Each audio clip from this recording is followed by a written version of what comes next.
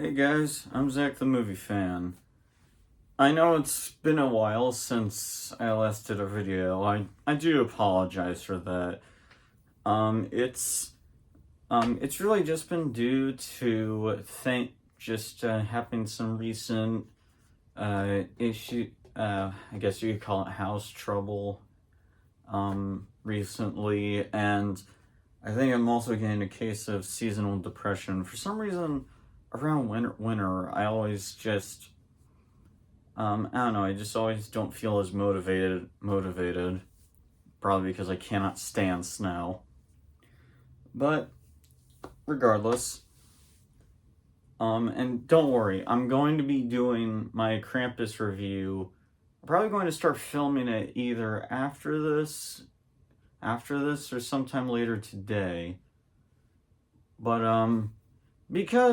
because there's a new Five Nights at Freddy's movie out right now, I thought it would be fitting to talk about the first Five Nights at Freddy's movie. Before I do, I probably should give you guys my personal thoughts on the Five Nights at Freddy's games. When I was younger, I was a huge fan of this series. Like, I still remember to this day, learning about Five Nights at Freddy's because I was watching people like Teens React and Markiplier and Jacksepticeye. And I even finally got around to playing it myself. But yeah. However, around the time Five Nights at Freddy's 4 came out, I really started to lose interest. Mostly because that was when the series was really getting deeper into the intricate lore and all that stuff, and I don't know, it just became way too convoluted for me. I honestly much rather prefer Five Nights at Freddy's when it's a lot simpler. But that's just my opinion. I know that there are a lot of other fans that feel very differently about that. It's really just a me thing. I will say, however, I actually have tried to play some of the Five Nights at Freddy's games that I missed out on, like Sister Location, Sister Location and Security Breach. Sister Location is good, despite how difficult it is, in my opinion. But then again, I suck at all the Five Nights at Freddy's games, so... and Security Breach, I thought was a massive disappointment. I played that game at launch on my PS4, and... yeah, it wasn't good. It was not good. It was actually a shame, too, because I was actually very excited for Security Breach. I was really getting sick and tired of this series mostly being in a single room or just having to move to another room to do this thing or that thing. Like, I really liked what Security Breach was going for, but it's definitely one of those gambles that did not pay off. I also did play a bit of Secret of the Mimic, but I haven't gotten very far. So, I guess you could say I'm more of a passing fan. With that being said, I was definitely interested in the Five Nights at Freddy's movie.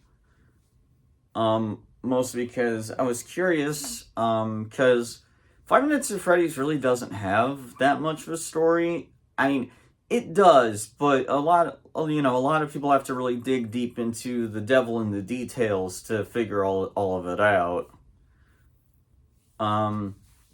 So I was curious how they'd turn it into a movie. It turns out, though, that this film went through development hell. And I'm not sure how true this is, but I believe it was because Five Nights at Freddy's creator Scott Cawthon was in talks with Blumhouse, and Jason Blum in particular, for years. This was not a situation where Scott just took the money and have that be the end of it. He legit wanted to be very much involved with the film, which I will give Scott credit. Not when it comes to video game movies, not a lot of people do that. I mean, just look at how Capcom handled the Resident Evil movies. But yeah, the development hell really did go on for a long time. It went on for so long that other people started making their own Five Nights at Freddy's clones. Them being the Banana Splits movie and Willy's Wonderland.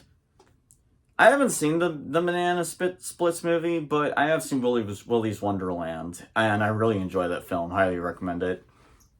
But how did the actual Five Nights at Freddy's movie go? It's complicated. But first, let's get the plot of the film out of the way. The movie tells the story of a man named Mike Schmidt, who, after losing his job as a mall security guard, he then takes up a job opportunity working at an abandoned pizzeria called Freddy Fazbear's Pizza. Apparently, the place has a shady history and a dark past.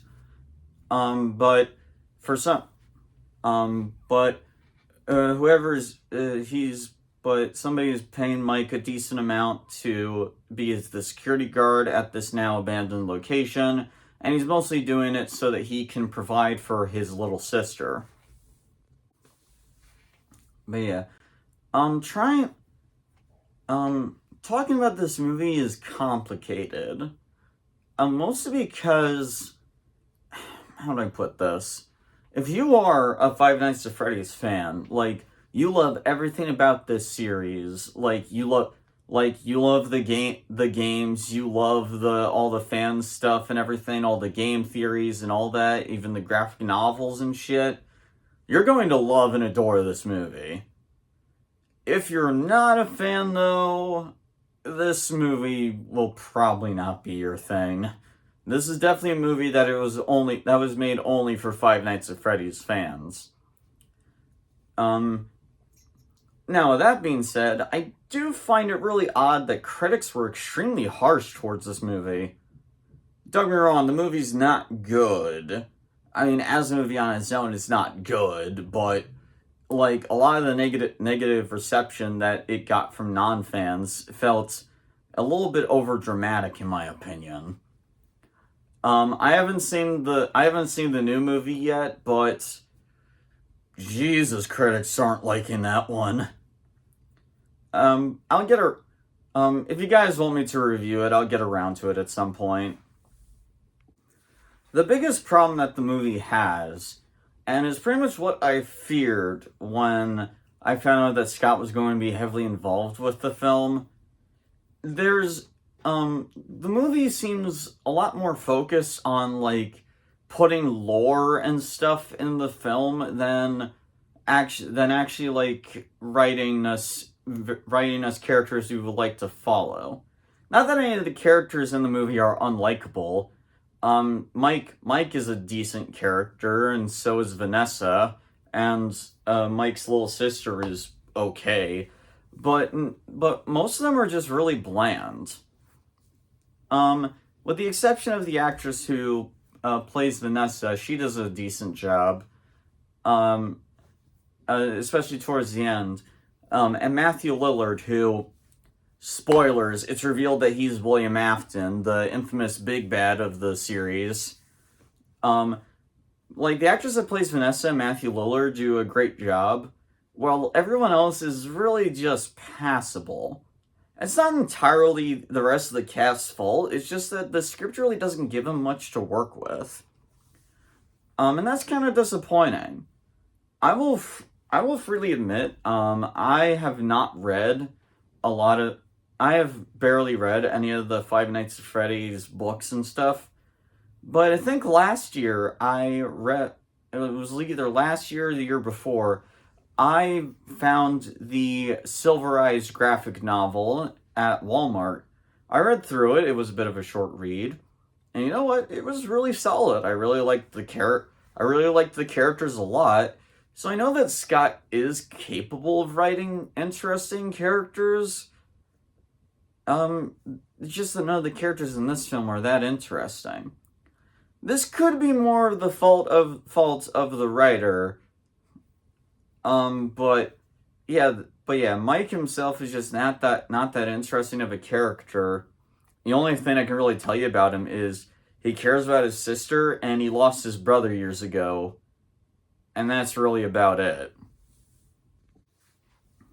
But yeah, I did expect that this story would very much focus on lore and backstory because uh because the Silver Eyes did the same thing, and that really is the one thing that Five Nights at Freddy's really love. They love diving into the lore and the theories and stuff like that.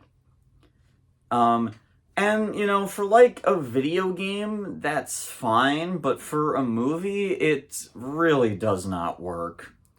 I definitely would have preferred it if this movie went more in the direction of the Sonic the Hedgehog films, where where those movies are made by people who like the games, but they also understand that you need to like change things up in order to fit a movie. The Five Nights at Freddy's movie unfortunately doesn't do that. So writing wise, it's kind of a mess and all over the place. I personally feel that what they should have done with this film is that they should have kept a lot of the details more vague. Like, I feel like this movie really should have just been a story about a guy becoming a security guard at a abandoned pizzeria. And it should have focused a lot more on suspense, tension, and atmosphere, and building character rather than just shoving lore down the audience's throat. I don't know. I personally feel that this movie really should have started off a lot smaller. Um, but then again, I acknowledge that definitely is more of a me thing. But I feel like if the movie did stick to its more simplistic premise, like the first game, I think the narrative would be a lot better. I'm also going to be honest. I really wish that this movie had an R rating. Um, I mean, don't get me wrong. The kills that the animatronics do have in the film are good, even if we can't exactly see them. But I personally feel that like the gore in the movie would have been a lot more effective if we actually saw it. Granted, I know that the games aren't really known for having gore, but it's an adaptation. I feel like that's one of the changes you could make. But then again, maybe Blumhouse thinks like if we make it rated R, then parents won't take their kids to see this or something like that. I don't know. Um, but like, that begs the question too. If you don't have an R rating and you can't really show a lot of kills, then why show any kills at all? Like, again, I really feel like this movie's premise should have just been a lot more simplified. Um, like, I mean, that way you could get away with not showing that much gore, and you could do something where you see it progressively get worse and worse. Like, it starts off a little bit creepy, but as the nights continue, it gets worse and worse. Now, kind of like what happened in The Shining. I don't know. I just personally feel that the narrative of this film could have been a lot better if it focused a lot less on lore and more on scares. But alright, you've heard me complain about the film. What does the movie get right? Well, like I said, if you're a Five Nights at Freddy's fan, then this movie is all for you. Like I said, I'm not the biggest diehard fan, but I watched this movie with my little brother, and my little brother is a much bigger Five Nights at Freddy's fan than me. Like, he's read the books, he's played the games, he's watched game theories. Um, he's a big Five Nights at Freddy's guy. So he was loving like all the references and Easter eggs and stuff that they were throwing in here. There some famous YouTubers who you could argue contributed to Five Nights at Freddy's popularity, do make cameos here. MatPat of Game Theory fame, as well as Corey Kenshin, the famous Let's Player. Balloon Boy makes a cameo, despite him being introduced in Five Nights at Freddy's 2.